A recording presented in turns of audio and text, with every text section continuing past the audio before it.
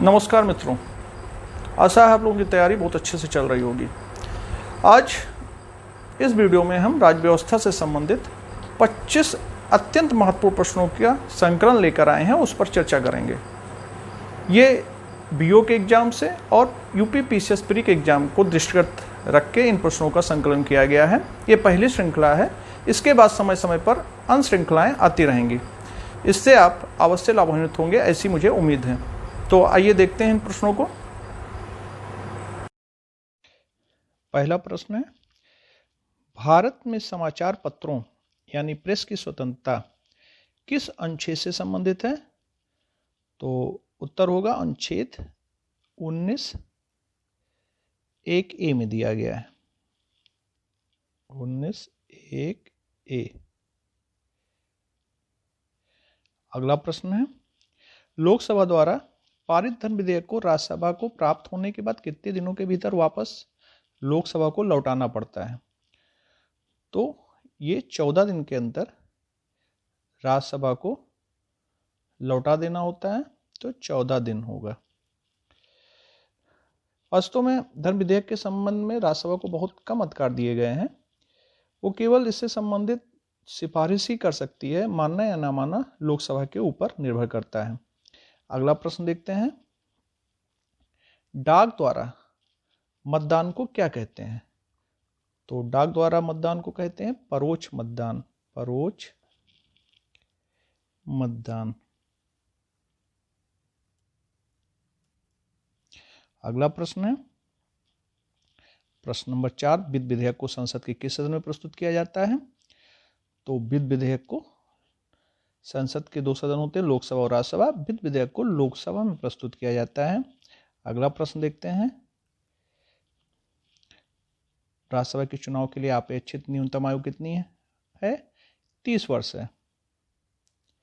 अगला प्रश्न, सिक्किम एक नया राज्य किस संविधान संशोधन द्वारा बना? 36वां संविधान संशोधन। 36वां संविधान संशोधन। मित्रों, ये प्रश्न जो आपके समक्ष मैं लेकर आया हूँ काफ़ी महत्वपूर्ण है।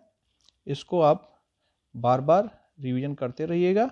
अगला प्रश्न नंबर 7 देखते हैं, संविधान सभा द्वारा भारतीय संविधान को कब स्वीकृत किया गया? तो 26 नवंबर 1949 को। जब आप संविधान की प्रस्तावना पढ़ते हैं तो उसमें अंतिम लाइन में दिया गया है कि आज 26 नवंबर 1949 को हम इसे आत्मार्पित और अंगीकृत करते हैं। अगला प्रश्न देखते हैं, प्रश्न नंबर 8, भारत में संसद की लोक लेखा समिति के अध्यक्ष की नियुक्ति किसके द्वारा की जाती है? तो ये होगा लोकसभा अध्यक्ष। लोकसभा अध्यक्ष के द्वारा नियुक्ति की जाती है। लोक लेखा समिति में 22 सदस्य होते हैं, जिसमें 15 सदस्य लोकसभा के होते हैं और 7 राज्यसभा के होते हैं। अगला प्रश्न देखते हैं, प्रश्न नंबर 9, भारतीय संविधान में सन्निहित मूल अधिकारों की अवधारणा किस देश के संविधान से ग्रहण की गई है? तो ये संयुक्त राज्य अमेरिका से ली गई है।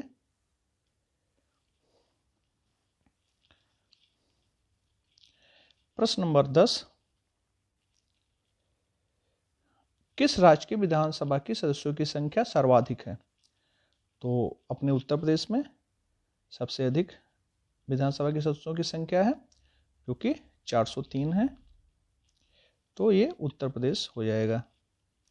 अगला क्वेश्चन नंबर 11, किस सूची के अंतर्गत जिस पर केंद्र और राज्य दोनों सरकारें कानून बना सकती हैं? ये समवर्ती सूची।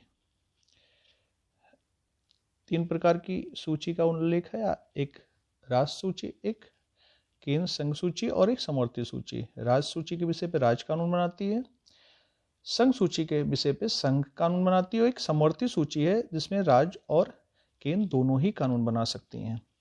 अगला प्रश्न है, प्रश्न नंबर 12, केंद्र और राज्यों के मध्य वित्त का बंटवारा किसकी सिफारिश पर होता है? तो वित्त आयोग की सिफारिश पे होता है।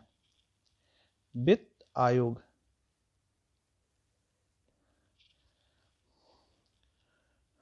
दोस्तों, आप परेशान बिल्कुल मत होइएगा, क्योंकि आंसर बाद में मिट जा रहा है। नीचे आप जब जाएंगे तो 25 क्वेश्चन सॉल्व कराने के बाद नीचे सारे प्रश्नों के उत्तर दिए गए हुए हैं। अगला प्रश्न देखते हैं, प्रश्न नंबर 13, भारतीय संसद के दोनों सदनों की संयुक्त बैठक सर्वप्रथम कब हुई थी? इसमें आप थोड़ा संशोधन कर लीजिएगा प्रश्न में, सर्वप्रथम कब हुई थी? तो ये हुई थी और किस विधेयक पे? तो ये है दहेज उत्पीड़न विधेयक पे जब चर्चा हो रही थी सर्वप्रथम, उस समय दोनों सदनों में गतिरोध उत्पन्न हुआ था और उनकी संयुक्त बैठक बुलाई गई थी। संयुक्त बैठक की अध्यक्षता दोस्तों लोकसभा अध्यक्ष ही करता है। तो ये दहेज उन्मूलन विधेयक था, दहेज उन्मूलन विधेयक, ये 1961 में। अगला प्रश्न है, प्रथम स्पीकर जिनके विरुद्ध लोकसभा में अविश्वास प्रस्ताव लाया गया था वो कौन था? तो 1954 में जेवी मावलंकर के विरुद्ध प्रस्ताव लाया गया था, ये पास नहीं हुआ था। तो ये अगला प्रश्न पे हम आते हैं। प्रश्न नंबर 15, मूल अधिकारों की सूची में संपत्ति का अधिकार किस संविधान संशोधन द्वारा निकाला गया? तो ये 44वां संविधान संशोधन के द्वारा, 44वां संविधान संशोधन, ये 1978 में हुआ था। इसमें और भी बहुत से महत्वपूर्ण संशोधन किए गए थे जिसकी चर्चा हम क्लास में करेंगे। अगला प्रश्न, प्रश्न नंबर 16 है, भारतीय संविधान में राज्य के नीति निर्देशक तत्व की अवधारणा किस संविधान से लिया गया? ये आयरलैंड के संविधान से लिया गया था, आयरलैंड। अगला प्रश्न है प्रश्न नंबर 17। दोस्तों ये बहुत ही महत्वपूर्ण प्रश्न है। अगला प्रश्न, राज्य की संचित निधि का संचालन किसके द्वारा किया जाता है? तो उत्तर होगा राज्य के राज्यपाल के द्वारा, राज्य का जो राज्यपाल होता है उसके द्वारा इसका संचालन होता है। अगला प्रश्न, प्रश्न नंबर 18, किसी अपराध के अव्यक्त को स्वयं अपने विरुद्ध, यहाँ अव्यक्त की जगह व्यक्त होगा, इसको आप चेंज कर लीजिएगा, करेक्ट कर लीजिएगा। किसी अपराध के लिए व्यक्ति को स्वयं अपने विरुद्ध, व्यक्ति को स्वयं अपने विरुद्ध गवाह बनने के लिए बाध्य नहीं किया जा सकता, इस बात का प्रावधान, बाध्य नहीं किया जा सकता, इस बात का प्रावधान भारतीय संविधान के किस अनुच्छेद में है? तो ये है अनुच्छेद 20 में,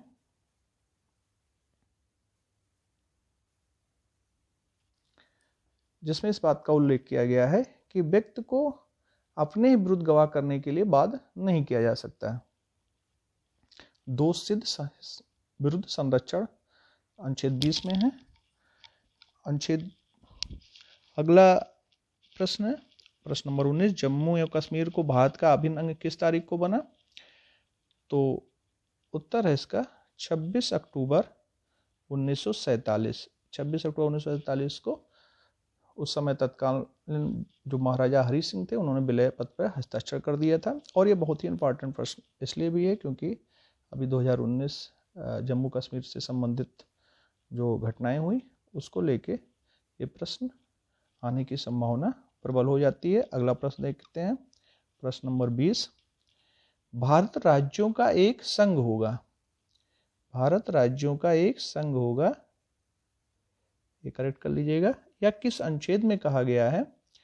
तो ये अनुच्छेद 1 कहता है भारत राज्यों का एक संघ होगा, तो आर्टिकल 1। प्रश्न नंबर 21, पहली बार लोक सेवा आयोग की स्थापना किस अधिनियम से हुई? तो सबसे पहले भारत शासन अधिनियम 1919 के द्वारा, 1919 भारत शासन अधिनियम, भारत शासन अधिनियम के द्वारा ये स्थापना किया गया था। प्रश्न नंबर 22, सरकारी आयोग किस उद्देश्य से गठित किया गया था? बहुत ही महत्वपूर्ण आयोग था और बहुत बार इस पे से प्रश्न पूछे जा चुके हैं, मेंस में भी इससे अक्सर प्रश्न पूछे जाते हैं। तो सरकारी आयोग का गठन हुआ था केंद्र और राज्यों के संबंध में। ये केंद्र राज्यों के बीच संबंध, केंद्र राज्य संबंध से संबंधित आयोग था। अगला प्रश्न है, डॉक्टर अंबेडकर ने संविधान के किस भाग को संविधान की आत्मा कहा है? डॉक्टर अंबेडकर ने संविधान के किस भाग को संविधान की आत्मा कहा है? तो अनुच्छेद 32 संवैधानिक उपचारों का जो अधिकार दिया गया है मूल अधिकार के अंतर्गत, उसको डॉक्टर अंबेडकर ने संविधान की आत्मा कहा गया है। यहाँ पे थोड़ा कन्फ्यूजन होता है क्योंकि प्रस्तावना को भी संविधान की आत्मा कहा गया है, लेकिन उसको ठाकुर भार्गव दास ने कहा है, तो इस पे आप कंफ्यूज मत होइएगा। यहाँ पे जो मूलाधिकार के अंतर्गत अनुच्छेद 32 है, उसको डॉक्टर अंबेडकर ने संविधान की आत्मा कहा है। अगला प्रश्न है, न्यायिक पुनरावलोकन की व्यवस्था किस संविधान से ली गई है? तो न्यायिक पुनरावलोकन की व्यवस्था यूएसए या संयुक्त राज्य अमेरिका के संविधान से ली गई है। अगला और अंतिम प्रश्न है, भारतीय संविधान के किस अनुच्छेद के अंतर्गत राष्ट्रपति को अधिकार है कि वह किसी बिल पर अपनी अनुमति रोक ले? तो आर्टिकल 111, अनुच्छेद 111 ये कहता है कि अनुच्छेद 111 ये कहता है कि राष्ट्रपति के पास जब दोनों सदनों से बिल पारित होकर राष्ट्रपति के पास जाता तो वो अनुमति दे या उसे रोक दे। तो यहाँ उत्तर हो जाएगा आर्टिकल 111। दोस्तों, ये 25 अत्यंत महत्वपूर्ण प्रश्नों को संकलित किया गया है और अभी इन प्रश्नों के उत्तर नीचे दे दिए गए हैं। और इस वीडियो को आप शेयर, लाइक और सब्सक्राइब जरूर कीजिए। और इससे संबंधित आपके कोई भी सुझाव हो तो कमेंट बॉक्स में जरूर दीजिएगा। धन्यवाद। मिलते हैं अगले वीडियो में फिर महत्वपूर्ण प्रश्नों के साथ।